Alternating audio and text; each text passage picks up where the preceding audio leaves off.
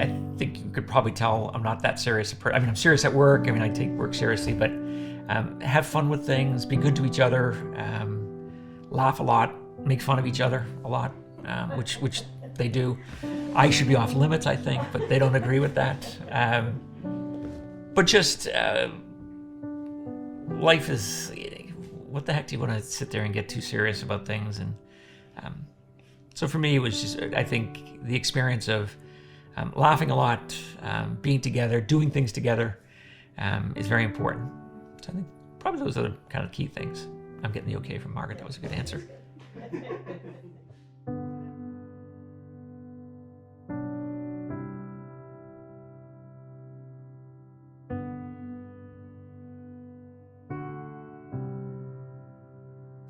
My father's mother was a woman named Bridie Connelly. She was born in Mayo in Ireland. Came to the U.S. in about 1910 or so. Raised two sons, kind of as a single mom, I think I mentioned earlier. And when she died, my father wrote a book about her experiences and her family's experiences in Ireland. It's not really a photo album, it's not a book, it's probably someplace in between. So it's been a fun book to look through over the years. My brother is responsible for it, and we're going to have a conversation about his care of this book. So my grandparents on my father's side are from Ireland, a place called Mayo, and then Galway, two counties in the west of Ireland. And they came here probably 1910 or so, and kind of typical scrub woman, washerwoman type of experience. Grandfather was a police officer in Boston, got his citizenship by going in the Navy in World War I, and then ended up as a police officer in Boston, and all kinds of crazy stories about his experiences in some of the more red light districts in part of Boston. So, well, unfortunately, we have a door that is called Bridie's door, and that was my grandmother's name was Bridie Connelly or Connelly, and that is a Dutch door, so it's a kind of a folding door on top and bottom. And it had always been this prized possession in the family. And because when my grandmother died, my father took it from her house in Boston, put it in our house in Milton, which is where I grew up outside of Boston. And then when we moved from Chicago, the night before we moved, he had his best friend come over and said, I need that door, and just put up a piece of plywood for a door for the next person.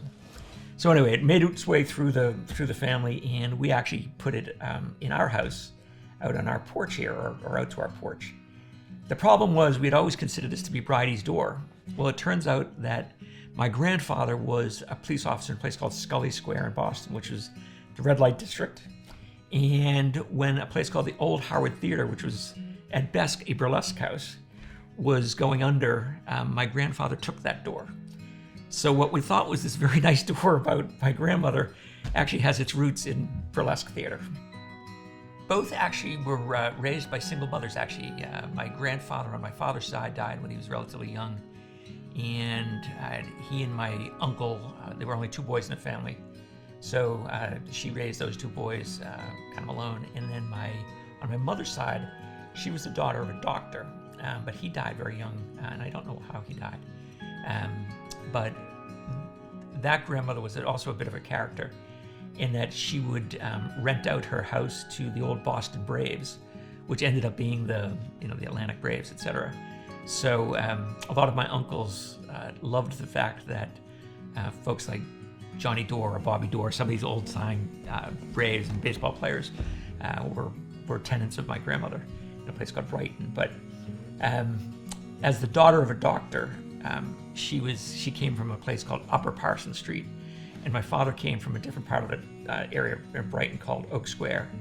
And my father never let her forget that she was from Upper Parson Street. My mother never let my father forget she was from Upper Parson Street. So, but grew up in Boston. Met my father. Both he and his brother went to the war in World War II. He came back. He went to Boston College. My mother was a senior in high school, and they met. So it was very controversial that she started to date a veteran. Father was a good-looking man. My father. You look just like him. I knew I could get that out of her. what's neat about this is he goes into his own experiences. And one of the things that you had talked about, kind of lessons learned in life or in work, etc. One of the things that my father was great about was do a great job at what you're doing now, but also think about what you want to do in the future. And even if you sometimes go sideways in a job or in a career, if it sets you up for something in the future, think about that. So when he graduated from Georgetown Medical School, he went up to a place called the Royal Victoria Hospital up in McGill, or up in Montreal, was associated with McGill, because he wanted to get to Mass General as the premier hospital in New England. And so others said, well, gosh, why are you going up to Canada? And he said, if I go there for a couple of years, I have a much stronger chance of getting into MGH or Mass General, which is where I wanted to be. And so his point was always, and what I've tried to convey, is think, what are the things that you need to do now to do excellence in your job or your life or whatever, but also what are the things that you should set up to have future success? I'm from a family of 7. Luckily, I am the 6th of 7, but the first boy. So I have 5 older sisters. So I always tell people I love my wife. She's an incredibly dear woman and very important, but my brother is extraordinarily important to me because he saved me from living with 5 older sisters. I grew up in a kind of a typical house, big house in Milton. Sisters are very opinionated, strong women, but wouldn't have it any other way. And so when we get together, my brother and I tend to just drift off and let them do what they're going to do. And I'm leaving it at that. That's awesome. The Milton days were, as I've told people the last couple of months, I lived basically in a sandlot growing up, the movie Sandlot. I would get up in the morning. I try to con my mother into letting me eat Captain Crunch or Count Chocula cereal, but basically I was just told to go out and play. I had to be home. There was a bell that every mother in the neighborhood had, a different style bell or different sound bell. And your only responsibility was to be home within 5 minutes of that bell ringing. And everyone knew each other's bells. So you're like, hey, Johnny, your mother's calling, or Tommy, your mother's calling. So 2 sports. In the summer, it was baseball up at a place called Cunningham Park. And then in the summer and winter, it was either street hockey or ice hockey. And I had 2 friends, the Finley twins, Johnny and Tommy Finley, who were just great guys. They lived kind of the street over. One of the early stories about this, though, was my older sister Maureen was friends with their older sister, and they first introduced me to Johnny Finley. And I said, well, his name can't be John because I'm John, and there can only be one John in the world, which probably goes to the self-centered nature of a young boy at 3 years old or something like that. But just a great experience. Kind of growing up, went to a typical Catholic high school, or Catholic grammar school. Altar boy.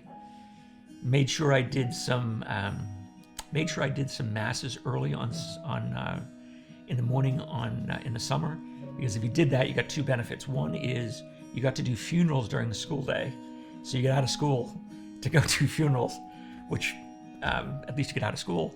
And second is you got weddings, and you got paid for weddings. So a little sacrifice early on a Sunday or early on a weekday morning in the summer hooked me up during the school days. From there, my father was a physician at Mass General, and he wanted to teach at a Catholic medical school out in Chicago. So we moved out to Chicago. He taught at Loyola's Medical School, and ended up being the chief of staff there. So we moved out there. Hard time for me because I was in 7th grade and I was in the middle of my kind of sports kind of experiences, etc. And so I never really adopted Chicago as my home. Went to a boys' high school in Chicago, which actually was a great high school and a great group of friends. There, I ran track and cross country, which was a lot of fun. Then a couple of my cousins had done what's called a PG year, so you do kind of an extra year of high school. So I went to a place called Exeter for a year because I was a pretty good runner. And then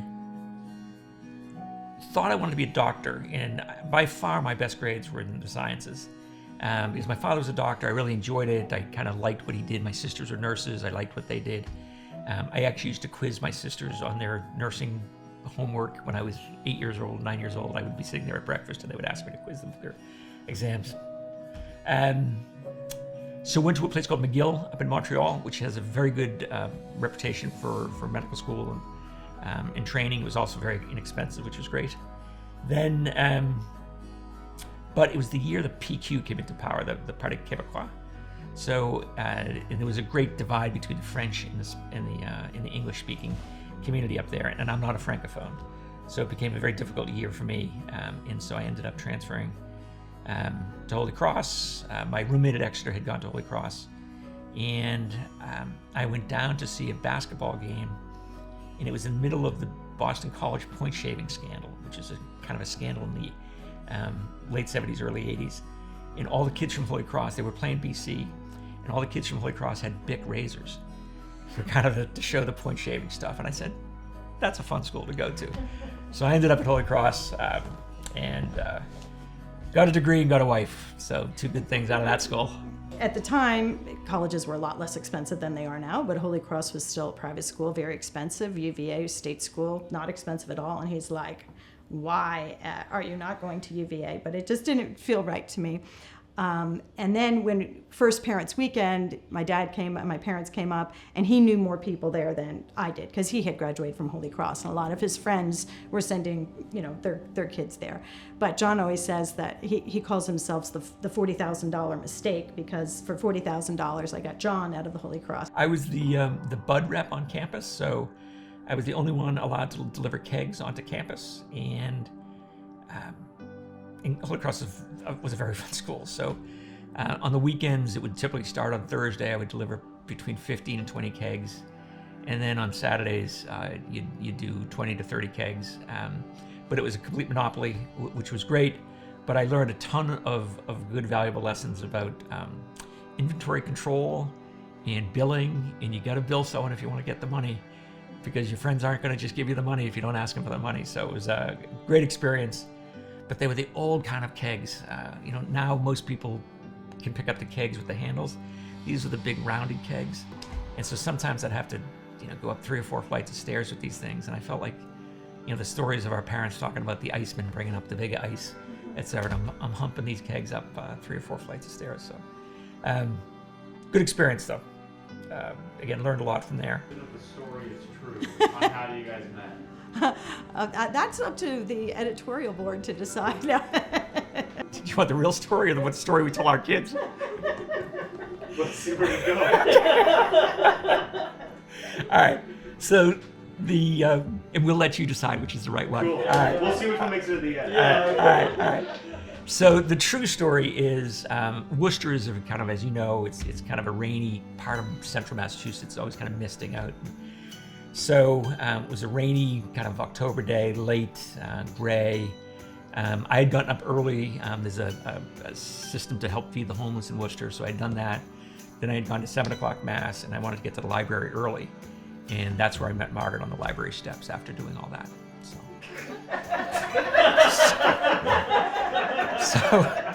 Or... You have any for about like 20 seconds. So... Says the bud delivery. So, or an alternative version of that story is...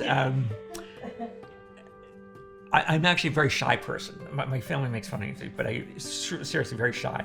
Margaret was dating a kind of a quasi-friend of mine, and I was so embarrassed. And Holy Cross is a very small school. Holy Cross is only about 2,500 students, so you kind of know everyone. And I would be so embarrassed that if Margaret and this guy, Johnny Nealon, were talking in a kind of the bottom of the hill, I would actually walk up to the other side of the dorm to go in the top because I was afraid to pass by her because I was so embarrassed. But luckily, Johnny Nealon graduated, and our junior year in the ID line. We're in the ID line. I'm with my friend Mary Lou, and this guy walks by, and he says hello to Mary Lou, and I thought he was very cute. And I said to her, "Who is that?" And she's like, she says, "Well, everyone knows Sick John," which is, I had an overly aggressive way to play rugby, and so that was my nickname. And she goes, "Everybody knows Sick John." And I was like, "Well, I don't know Sick John." So later that evening, I decided to introduce myself to Sir John. Everyone would register for classes on Friday of Labor Day. Then you'd get on the Cape for the weekend because all the kids that, if you stayed through Labor Day, you got a kicker for the people that worked on the Cape.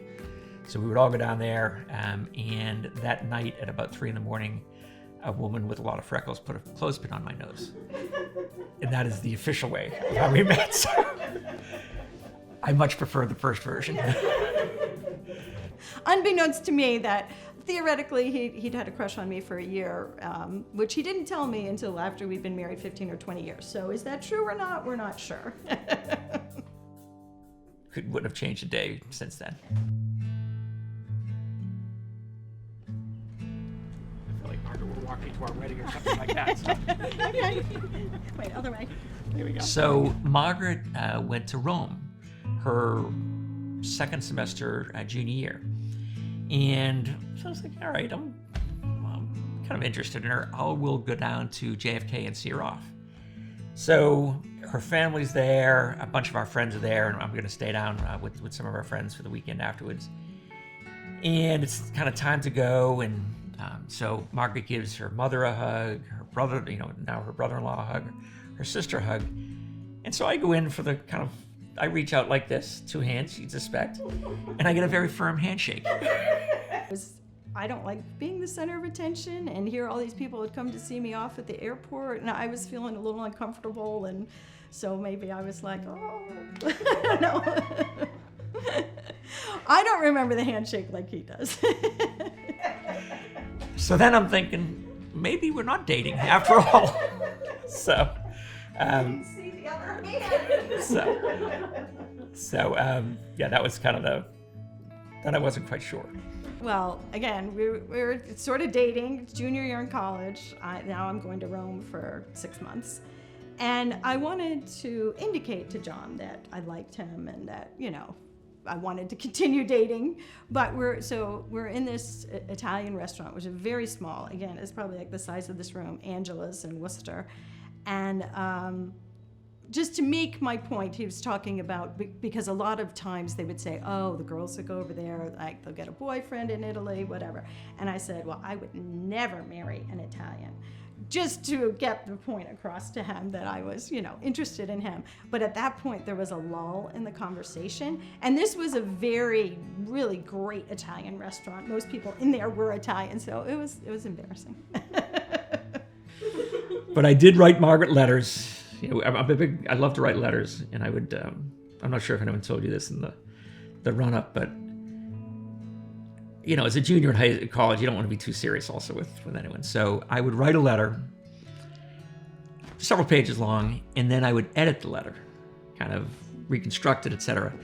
But then the third time, I would lie on my bed and write it again, because I didn't want to make it look like I was too serious, because I wanted to just kind of look like I just dashed off this letter.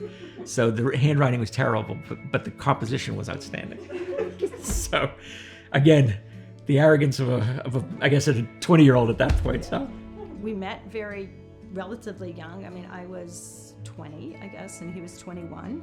So in a way, we've grown up together, and we always had similar thoughts on things. We didn't argue much about stuff. And kind of like what I told the kids about, I'm an accountant, so I think of things in terms of money and that kind of, I say, in a relationship, there's never enough money. There's never enough time. There's never, but the key is to have the same goal or the same priorities. And then there is enough. Because you have enough for the things that you want to do together. So I think we've done well at that, where we just, share things and we have enough.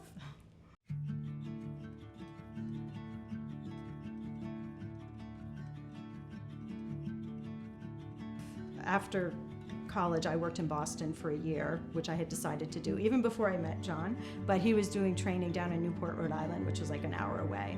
And then he got transferred down to Norfolk, and I was living in Boston, and I said, wait, this is silly. I'm from Virginia. My parents live there. I can move back to Virginia. So I moved back in with my parents, and then... I finished up in Newport. I'm stationed down in Norfolk. And Margaret's up here living with her family, and she's working for, I think, Pete Meyer, one of the accounting firms at the time. And so I would try to arrange, I would take extra duty during the week in order to get the weekends off. So I would take other officers' duties, maybe Tuesday, Wednesday, Thursday, and in order for them to take my duty on a Saturday. So I spent most weekends for the first, say, 6 weeks up here. And so Margaret's family, if it's light out, they can't eat. They have to be outside doing something. So you'd be playing tennis until 8 o'clock at night. This is in October, now into November.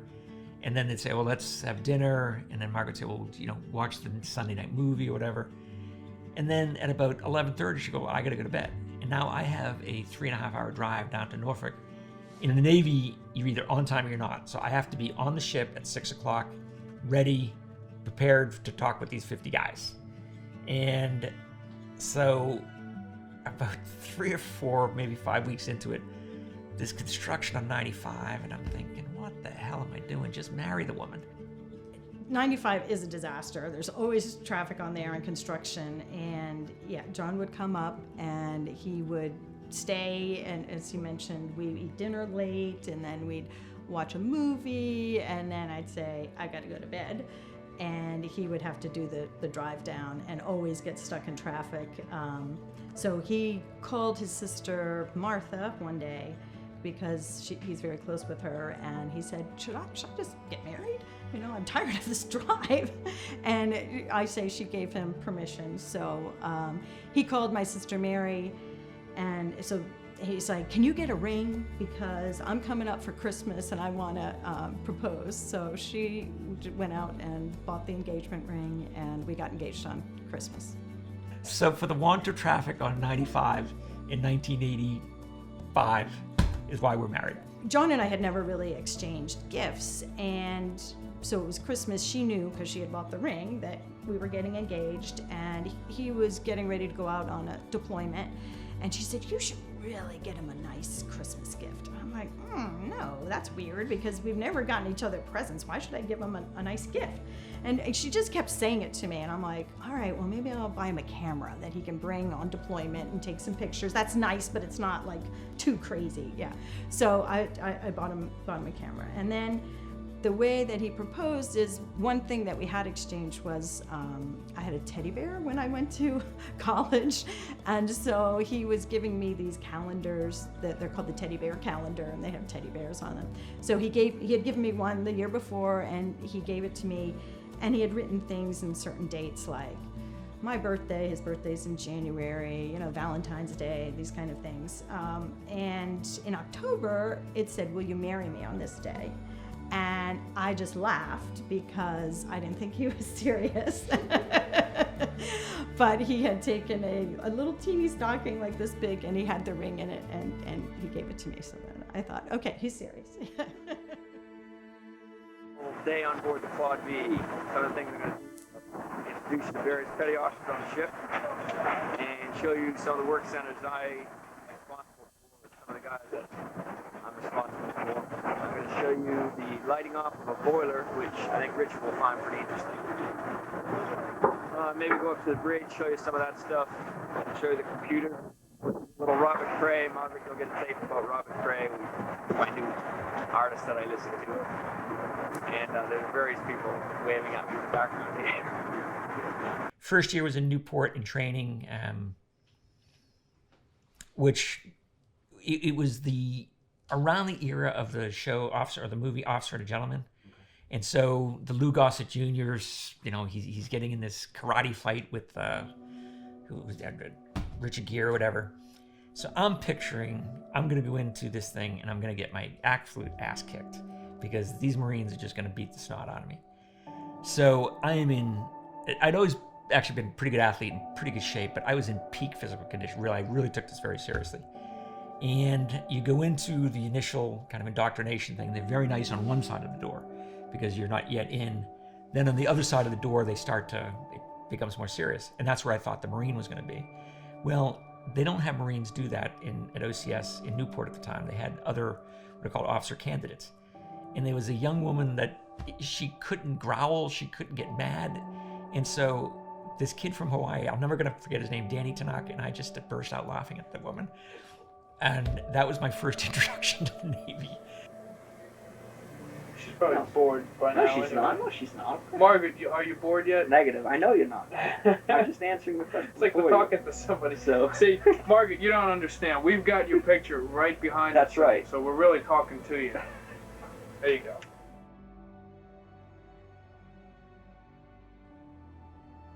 Biggest life lesson was actually one of failure. And some people ask me the hardest thing I've ever done. So I was, you would take a watch, and that means you'd kind of be responsible for the ship for a 4-hour period. You do that several times a day. And I was an aggressive officer, and I was taught to kind of move the ship along. And the fellow that I was relieving was a little bit slower, very deliberate officer. And we had to take a position relative to where an aircraft carrier was. And when I did the calculation, I said, it's going to take 35 minutes to do. I said, I can get there in 15 minutes if I do it another way. Well, unbeknownst to me, the aircraft carrier had begun to turn because it was dusk, and aircraft carriers have very complex lighting systems. And you're always looking for kind of a green and red light because they're the key lights. And I got very confused, and you're supposed to stay at least 2 miles from an aircraft carrier. I got within about 600 yards of the aircraft carrier, which is not good. So 2 things. One, the admiral that was on the aircraft carrier sent an open message, which was embarrassing to our captain and to me, that said, the name of the ship was Claude V. Ricketts. It said, Claude V. Ricketts, we suggest that you let the larger ship complete its turn before you maneuver. But the most important thing you asked was having to go back up to that watch 8 hours later, because everyone on that ship knew that I could have killed them. And to have kind of the strength to say, I screwed up, I acknowledge that, learn it, own it, but you cannot not go back up there. You got to get back up there, and don't let anyone give you any kind of crap about what happened. Just, you know, so that was probably the biggest lesson for me. Was one that even in failure, you should be learning something. And it's something I actually talk to everyone I work with and the kids. Everything is an opportunity to learn. So if you screw up, what'd you learn? You know, everyone screws up. What'd you learn? So that was a little bit more. That could have been very dire, though. A couple things: expectations of people, and making clear what your expectations are, and then holding them to account without being a martinet. You don't need to be a screamer, but if you say, I need this by this date for this reason, then don't put up with the dog ate my homework. You know, that worked when you were in 3rd grade maybe, but when you're working in a professional environment, be responsible for your actions. And I think a leader has to hold people responsible for their actions, or that kind of accountability. The other is, I think there are 2 kinds of naval officers or military officers. There are those that are very kind of one-way, top-down, which is totally effective if that's the style that you're consistent with. I tried to be more of I want to explain why we're doing something so that you have the context for it, so that you understand why I'm telling you to do this. Now, sometimes on a ship, you can't take time to do that. But when I moved into the Pentagon, it was much more of a collaborative system. And so I think that kind of communication has helped a lot, I think, in my career. Kind of trying to explain to people why we're doing something, to put something in context. My father had been in the reserves. He enjoyed it. We had 4 kids. It was good money. And it ended up being, I'm now retired, and it's really good money now. So I get a monthly check from the Navy, which is nice. It was interesting work. I did some very interesting things in the reserves, and I just feel people should do something for their country, and I just kind of felt good about what I was doing. I did say that the day it's not either exciting or I'm tired, I'll just put in my letter and resign. So probably a little bit of money, a little bit of the enjoyment, and a great group of people also. Most of the commands that I worked for, they were just a great group of guys that I would work with, and most of them were guys at the time. Were you influenced to go into the military because of your dad? Yeah. I mean, I had a history. My grandfather got his citizenship through the Navy, and then my father, he has kind of an odd story in that he went into the Army in World War II, got out, then he wanted to go to medical school and he didn't have money, so he had the Air Force pay for his medical school. Then he got out, and he said, with everything going on in the 60s, he said, I think I'll go in the reserves. So he ended up as a doctor in the Navy. But because the Marines don't have their own medical corps, he actually was assigned to the Marines. So we always gave him grief that if he were a true patriot, he would have signed up for the Coast Guard at the end of the day. Because he essentially, in the course of 30, 35 years, he ended up with 4 different service units. So yeah, I mean, there's a tradition in my family of the military.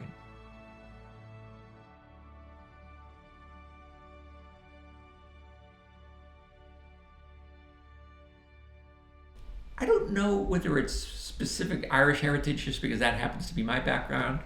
I actually studied immigration history at school, and I'm fascinated by what draws people to the U.S. or any country, what kind of expels someone from the country, or what forces them out of a country. And I just feel it's very important that people understand who their background, because everything that you do is shaped by your background. Frankly, the work that you three are doing is a complete testament to that. That if you can capture what people's backgrounds are and be able to share that with family or others in the future, I think they have a better sense of kind of who they are and why they might have certain viewpoints. And so again, it's probably less, I happen to be of Irish background, but I would say an Italian or an Armenian or a Chinese or a Singaporean would have, or should have, the same kind of respect for where they come from.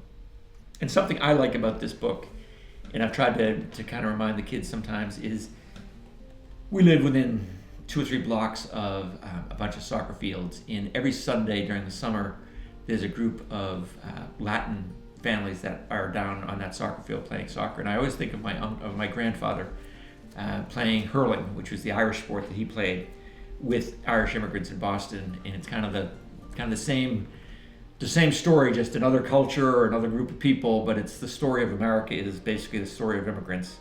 And so I've always tried to kind of remind myself of that. Again, my father paid for medical school through the Air Force. And so I was born at a place called Wright-Patterson Air Force Base in Ohio. And he was getting out literally right after I was born. They were basically just waiting for the Air Force to pay for the birth. But right after I was born, he told my mother, look, I have the chance to go to see my cousins in Ireland. It's probably the only time I'll ever be able to do this. And this was in 1961.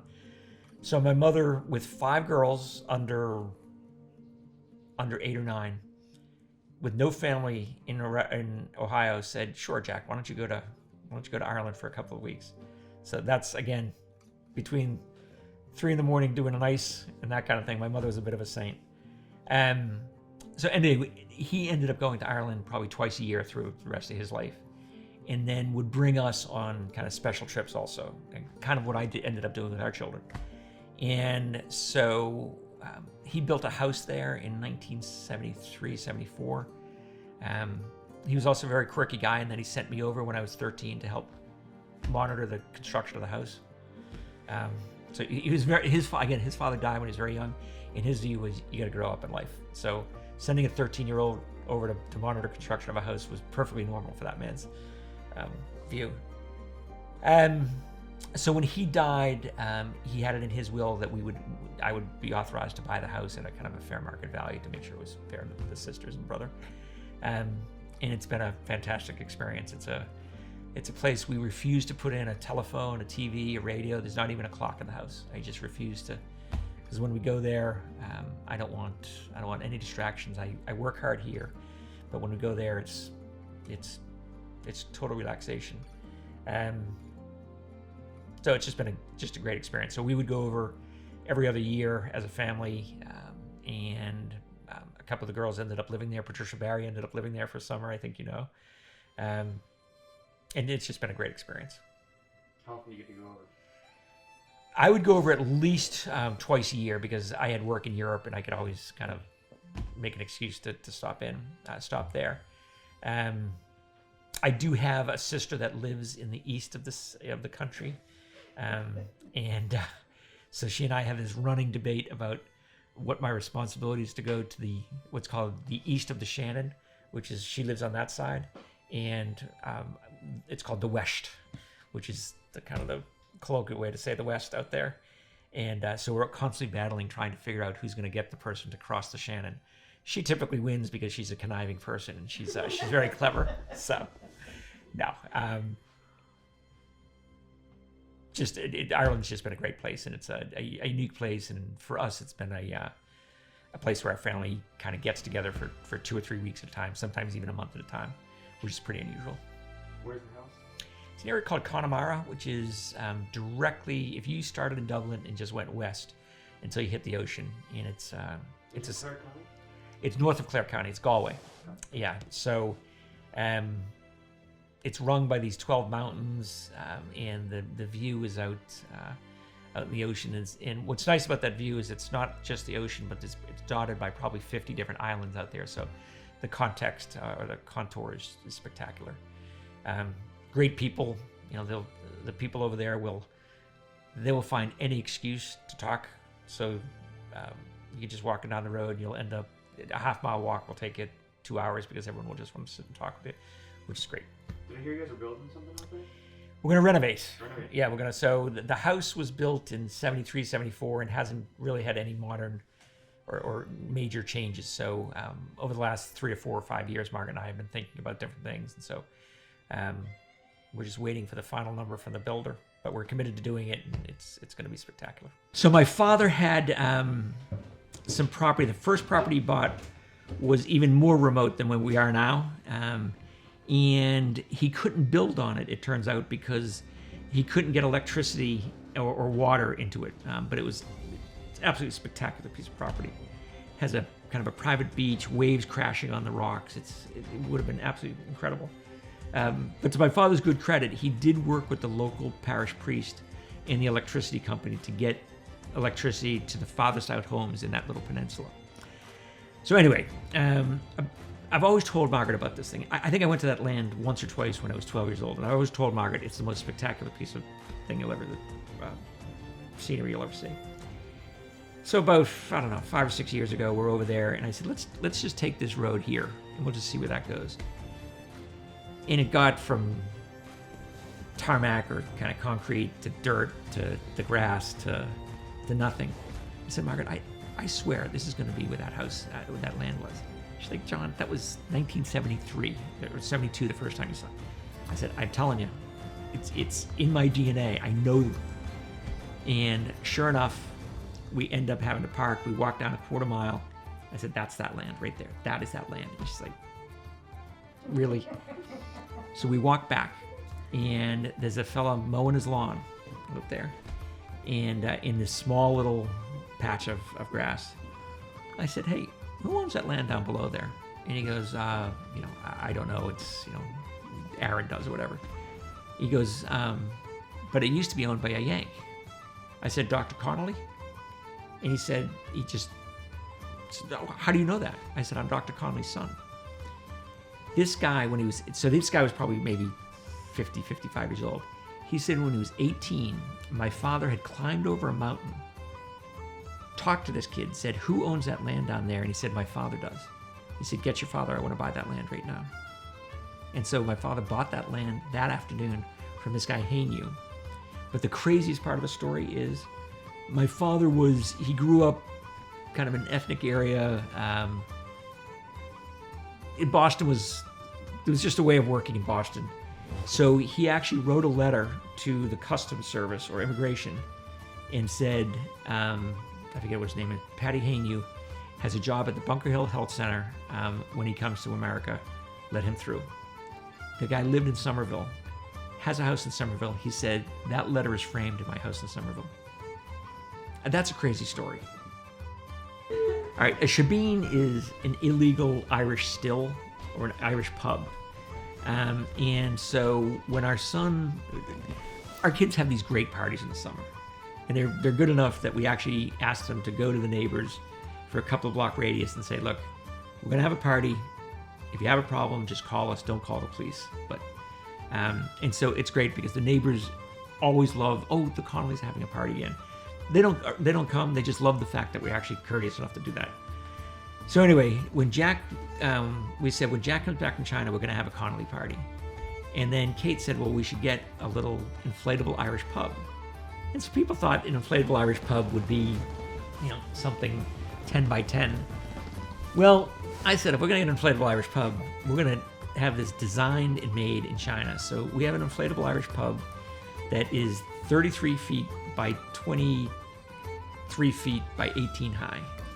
And we'll show you some pictures of it. And it is spectacular. It is, and I've actually had a board dinner there for our board of directors, because you got to have fun. And instead of having it in a conference room or a hotel, why not have it in your inflatable Irish pub? So actually, I was on a call with some of our board members, and I'm transitioning out of my role, and people were saying, what kind of person do we want to replace Connelly? And they said, well, for God's sakes, he has to have an inflatable Irish pub. So at least we're going to have someone fun. Like that really narrows. So we'll show you a picture of it, but it is fantastic, and it's been so we've had 3 or 4 parties in it, and it's an unusual thing to say that you have a shebeen or an inflatable Irish pub. And it's going to be awesome. Everything about the inflatable Irish pub, the Connelly shebeen will be awesome. That's Right, awesome. Margaret? Yes, absolutely. I am on board and excited. She is on board the woo Connelly shebeen, baby. The Connelly shebeen is on its way. It easily holds 70 or 80 people. That is the funniest. So if you ever need a shebeen, you're easy. I've done a photo project since 2003, which is photo du jour, I call it, and I do it every other year. So it's 1 picture a day that says something about that day. So I do have really amazing pictures from a lot of our trips every other year. Because I decided every year is too much. You get tired of taking pictures. But one year it wasn't a photo du jour year, but John was retired military, and Vail has a thing called the Epic Pass, where you get a pass and you can ski at any of the places. And somebody had mentioned to us that for retired military, it costs like $129 for the year, which is like 1 day of skiing. So we got the pass, and it was in 2019, and made a point of going to lots of different places skiing. And also that year I'd have to pull out the book to see, but we did an incredible amount of travel. And so I have lots of great pictures. So this is one from 2007. And when I started doing the Shutterfly ones, it's kind of expensive to make the books, so I did it, lots of different pictures on 1 page. But once I decided I really, really wanted 1 page per book, I started doing like this format where it's just one picture on the page. And since the kids, like this is Jack in China, and the kids did a lot of traveling, I also take guest photographers, so that's a picture that he sent in. But so it's just, and then just a little description about what's happening. And when I started my Pamper and Chief job here, I had a book. This was off of the photo du jour year, so it got its own book.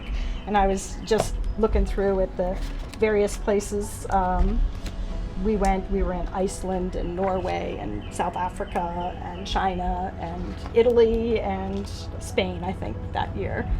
So, and again, here I did a bunch of pictures per page because it wasn't a photo du jour year. It gets to have more pictures. So I took the job at the National Fisheries Institute, and I had to start to travel a fair bit, and a good bit of it was overseas.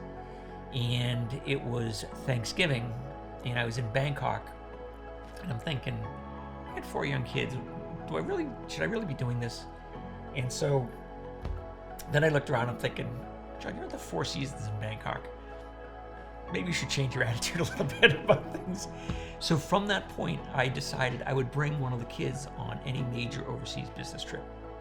So I brought the kids to China, Vietnam, Thailand, England, Australia, I don't think New Zealand, but just France, and just wanted them to experience kind of the world not McLean, Virginia, or there's a lot of things you can do in the world. But I brought Jack and Richard Barry and to Paris, I think it was, and we were walking through something that had a gravel path. And I think Rich was maybe a senior or maybe a freshman at JMU, and Jack was a sophomore at Gonzaga. And they did the boy walk, the shuffling of the feet on the gravel. And I can still hear it. And I can still feel the pain in my head of these boys. And I said, boys, you got to pick up your feet. So that lasted for about 10 steps. So I decided I'm going to have 10 rules for traveling with John. The first is pick up your feet. Second, don't say anything bad about the king, because they're like in Thailand, you get bad thing, get in trouble. Other things like write a postcard. Write a postcard to a teacher or your grandmother or someone. Try the food. I think another one was the words "I don't know" or "I don't care" shall never pass your lips. Because if you're overseas, have an opinion about what you want to do that day. Don't get up and say, "Oh, I don't know, what do you want to do?" Have an opinion. Even if you're 12 years old, have an opinion about what you want to do. So I have these quirky rules, and then I brought Bridie's friends to Ireland. There were 10 girls, and we said, you cannot bring any hair curler, hair dryer, nothing. Because I said, any Irish boy that gets to see you is already a lucky enough man. So One of the things that my friends love is that in the traveling with John rules, he didn't mention, is that you can never check a bag. So we would go for a month in October because he had various meetings in Europe, and then we'd go to Ireland, in between. And my friends were just amazed. They're like, you can go with one travel-on bag. We each got a carry-on, but, they were like, I need one just for my shoes. But no, you're never allowed to check a bag. I have a lot of generous people in my life, but Margaret's parents are completely kind of beyond generous. So they started us all in a small house called Domerill that Pete and Lou kept expanding onto, and finally they said, I think we're up to 14 grandchildren. We can't expand this house anymore. So they bought just a spectacular house up there that they ended up expanding in it. I think it has 13 bathrooms. And because Pete never had he never wants to wait. If he has to go to the bathroom, he doesn't want to wait. So that's his nickname for or that was the builder's nickname. So we would be up there every weekend, and it's just a fantastic experience to be up there. We would bring the kids down to the slopes at 8 or 9 in the morning, and then meet them at 5. And then we would go out later and then meet them for mass at 5 o'clock. And we always laughed that if you threw your kids out in 20-degree weather out in your front yard for 8 hours at a pop, Child Protective Services would be coming and arresting you. But for some reason, you can get away with that in skiing. A couple of other things, and maybe it's just my quirky way. So we would give the kids $1 every day for lunch, but nothing cost $1. So my idea was you have to learn to work together. And so if you want to get something together, then you'll work together. Or if you want to save up your money for 2 or 3 days, you can do that. But you get $1, and you got to figure out how to do that collectively.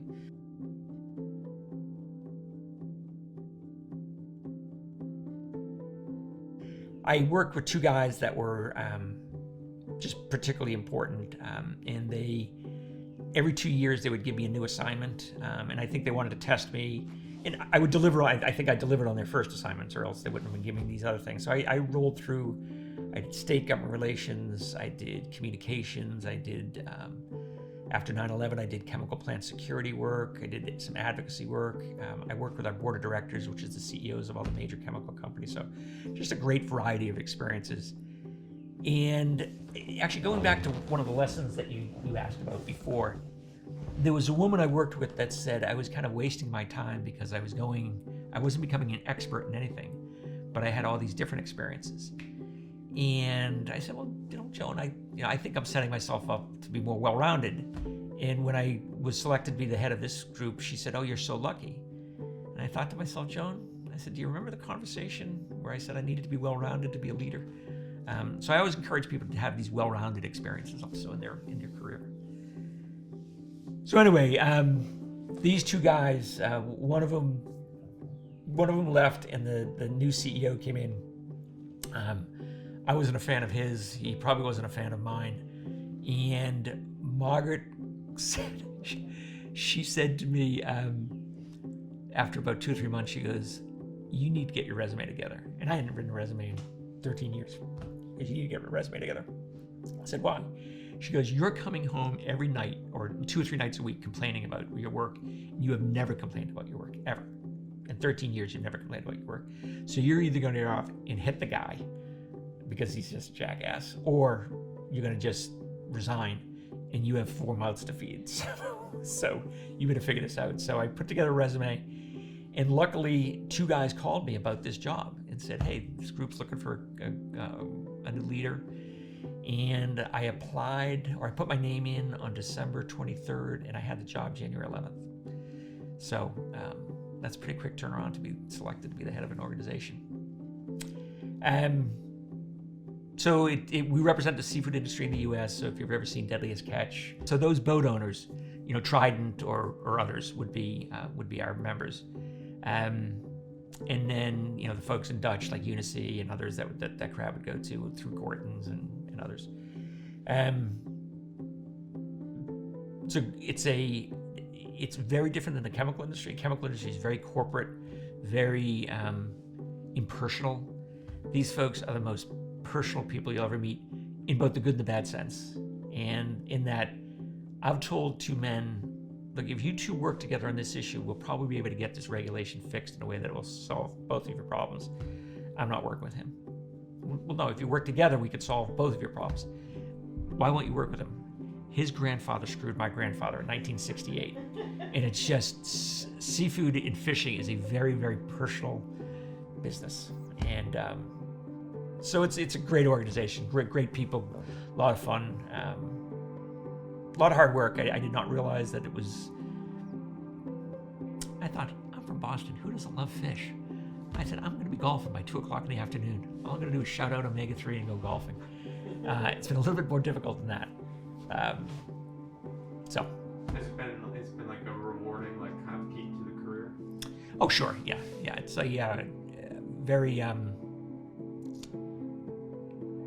rewarding in the sense that we were in trouble. Not quite extremist, but we were in trouble when I got there. And we're a much more effective organization. Financially, we're sound.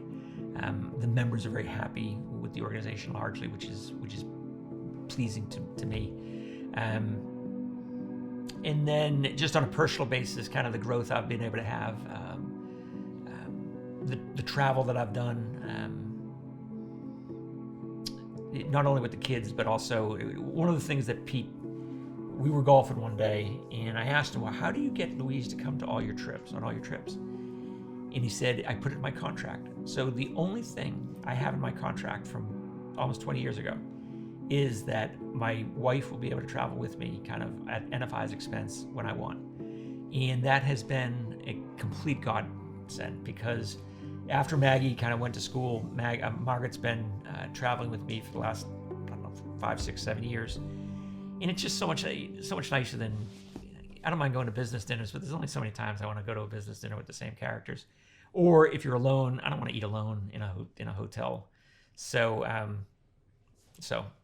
have her come along with me, which isn't bad. For the traveling, my job, which I got when our youngest graduated from college, and that's when I really started traveling with John, going everywhere with him. And so he decided my title was Pamperer-in-Chief, PIC for short. And so the first trip that we took was to Paris, and we're going down the escalator into the subway, and there happens to be an orchestra playing there. And so he takes a video of the orchestra and he sends it to the kids, and he says, this is Mom's first week on her big new job, and I know it's hard starting a new job, so I arranged for the orchestra to meet her in the subway here in Paris. So it was not a difficult job at all. I got to go to lots of incredible places. And again, John would work all day. He was working very hard when we went to these places, but I would go off and join a tour. I did a lot of bike tours of cities, or sometimes there were other people there and we would go out and take a walk and explore the city, go to museums, and then we meet up for amazing dinners, either with us alone or with a whole group of people from the seafood industry. So it was a lot of fun. I deal with people from South Africa, New Zealand, Japan, etc. There's fish everywhere. fish everywhere and seafood processing everywhere. And so I've been blessed in that I've kind of created a little bit of a niche for NFI and myself to be kind of a central place where these other countries kind of trust us to put together some things. So in any event, Margaret and I were in Brussels, where there's a big seafood show a couple of years ago. We're having dinner with the CEO of one of the big New Zealand seafood companies.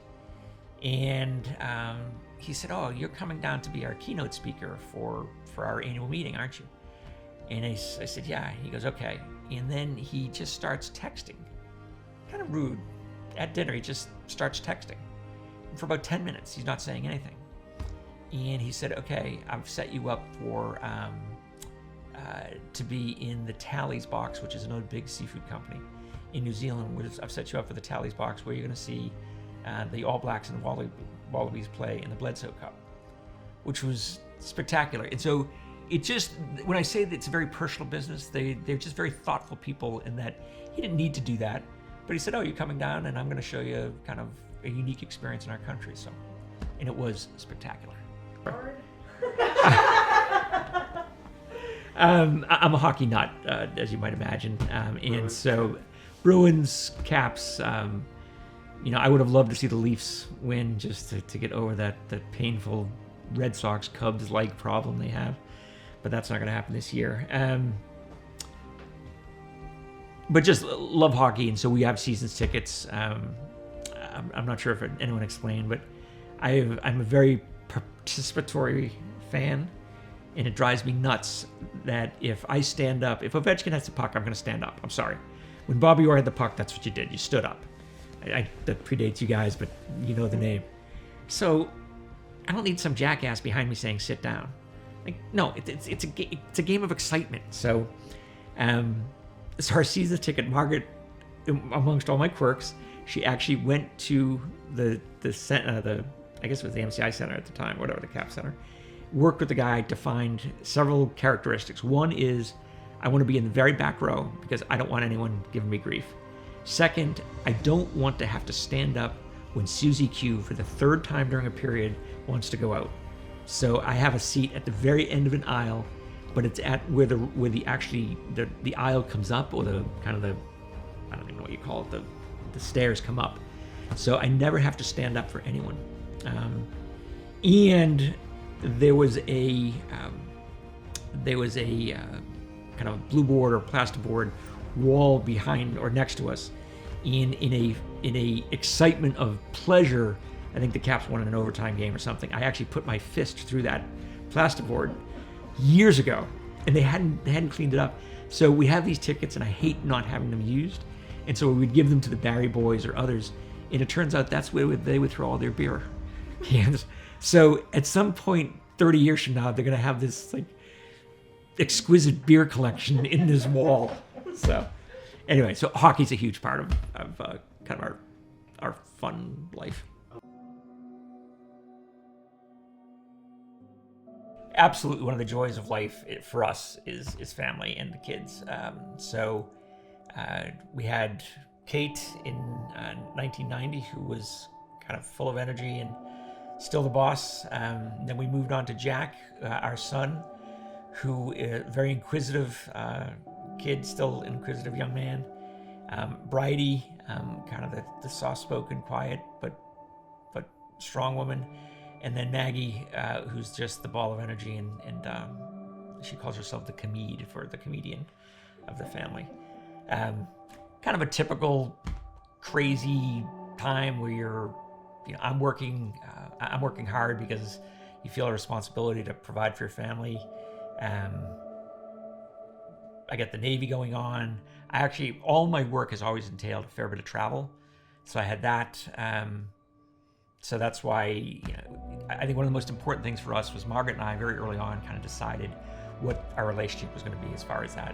And we were very blessed that Margaret has a skill that she could get a job that she'd work part-time in very flexible hours. And so she was always there when the kids would go to school and when the kids would come back from school. And that was just important to us. Sure, Kate is, she's married to Jack Anderson, which we're very happy about. Oh, I know. I just reading through it, yeah. so I could not keep them straight. So, All of the people. Kate has a love of travel that is unsurpassed by anyone.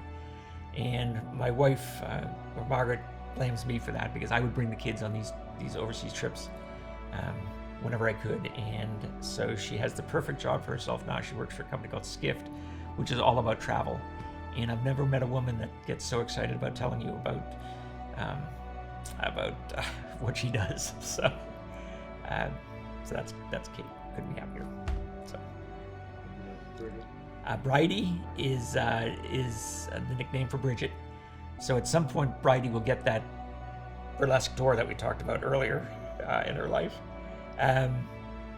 Bridie is a data wrangler, as she calls herself, or a data scientist. So she got her, she studied math at Holy Cross and then got her master's at Georgetown. Has worked for two very interesting companies. One that did that kind of ferreted out relationships between companies that might have been doing some illicit activities, which is very interesting work. And now she works for a company called Guidehouse that she's very much enjoying. But most importantly, in a couple of weeks, she's getting married to another John Tressler. So we've got to keep it in the family. And we just couldn't be happier about that. We've known the Tressler family for ages. And he's a great young guy. So. What about Jack? Jack is again number two, our only son. Very interesting that we told the kids we will pay for college. We'll pay for, other than we ask you to pay for books and some other things, but you have to do three things. One, you have to take a year of economics just because I want you to understand where your taxes are coming and going. Second, you have to take 4 years of a language. And third, you have to go away in that language for a year. And the reason we did that, is because I don't speak another language. In the business that I'm in, it's at a huge disadvantage if you don't. So I wanted the kids to have that experience. So Jack actually took Chinese at Gonzaga, and then ended up majoring in Chinese at Holy Cross, and spent a year there, loved it, and then ended up living in China for 6 years. So we're very happy he's back now. He's finishing up at UVA's business school, graduates next week. So we're hoping beyond hope that he's had his China experience. He works in an American company that occasionally wants to send him to China versus living in China and coming back. So I do want that on the tape. That's wow. That's a really cool. Yeah. Experience. Yeah. And there's Maggie. So Maggie's her own deal. Maggie is they're all full of energy, but Maggie is a bit of a character. Maggie's dyslexic, so we kind of excused her from some of the other responsibilities. But what we couldn't have been happier about Maggie is she graduated from college, but she also found a job, or a kind of almost a vocation, I'd say, working with adaptive sports. So this is out in Crested Butte, Colorado, both in the winter and summer, and it might be a child with autism, or it might be a veteran that had a leg blown off, or a firefighter that got badly burned, etc. And the absolute incredible experience that these people in the adaptive system get these people out on skis, or out climbing mountains, or riding bikes, etc. is it's absolutely inspirational. And so every day at 6:30 on our time, which is 4:30 her time, I ask Margaret, can we call Maggie yet? Can we call Maggie yet? Because I get such a charge out of listening to her experiences for the day. It's just an incredible experience, and we're just very happy that she found that, which is it fits her skills and her personality.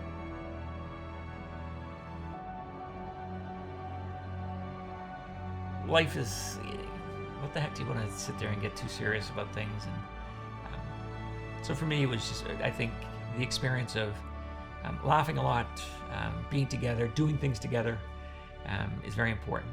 So I think probably those are the kind of key things. I'm getting the okay from Margaret. That was a good answer.